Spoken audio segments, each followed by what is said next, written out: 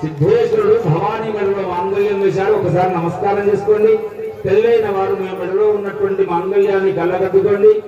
పెళ్లి కాని వారు అటువంటి మాంగళ్యం నా మెడలో తొందరగా పడాలని నమస్కారం చేసుకోండి. పెళ్ళైన మగవాళ్ళందరూ మా ఆవిడ మెడలో మాంగళ్యం బాగా బలంగా ఉండాలని నమస్కారం చేసుకోండి. పెళ్లి కాని మగవాళ్ళు అసలు భాగ్యం నాకు రావాలని నమస్కారం చేసుకోండి. అందరూ నమస్కారం. బలంగా అంటాను కానీ ఇప్పుడు రేటు బాగున్నది కొని ఏమంటారు.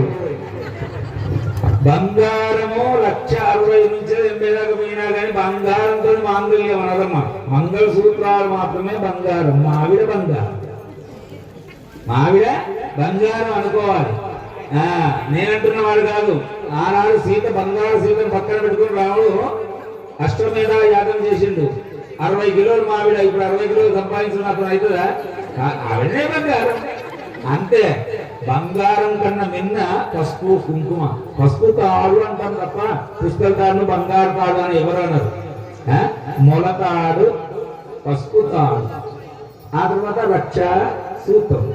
ఇది అందరు నమస్కారం చేసుకోండి. చక్కగా మాంగళ్య ధారణ అయ్యింది. స్వామివారికి చక్కగా బ్రహ్మగంధి ప్రజాపతి స్త్రీయాన్విష